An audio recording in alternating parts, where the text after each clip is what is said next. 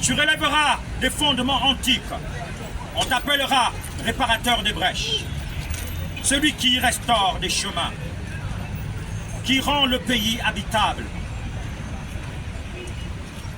Si tu retiens ton pied pendant le sabbat, pour ne pas faire ta volonté en mon Saint-Jour, si tu fais du sabbat des délices pour sanctifier l'Éternel en le glorifiant, et si tu l'honores en ne suivant point tes voies, et si tu l'honores en ne suivant point tes voies, en ne te livrant pas à tes penchants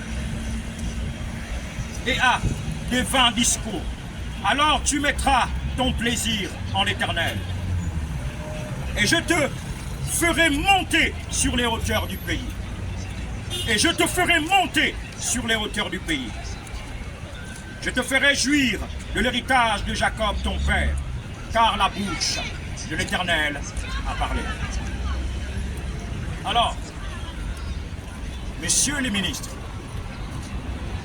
monsieur le ministre du TP, je ne connais pas le nombre de ministres parce que ça ne m'intéresse pas beaucoup.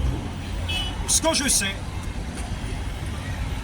c'est que la personne qui est au devant, la personne que Dieu a permis par sa grâce, parce que tout ce qui arrive, c'est dans le plan parfait de Dieu.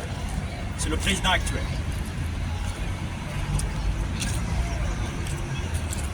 Nous avons écouté la parole de Dieu. Et dans cette merveilleuse parole, Dieu nous dit, si tu donnes ta propre substance à celui qui a faim, si tu trouves un homme nu, couvre-le. Hier, j'ai dormi, et pendant que j'étais en train de prier, je suis sorti tôt le matin. Le Seigneur a mis ces paroles dans mon cœur. Vous voulez réussir dans ce que vous faites? Faites du bien aux malheureux. Il y a des personnes qui sont en train de pleurer. Combien de personnes aujourd'hui qui sont dans le régime actuel, qui étaient dans le régime ancien, qui ont détourné les fonds, qui ont pris l'argent des Gabonais. Et les Gabonais aujourd'hui se retrouvent dehors. Pourquoi? Parce que ils sont en train de dire qu'ils ont été indemnisés. Ces mêmes Gabonais travaillent pour des salaires minables. Je me souviens, quand j'étais dans le secteur pétrolier, il y avait un jeune Français qui était payé à 22 millions. 22 millions de francs.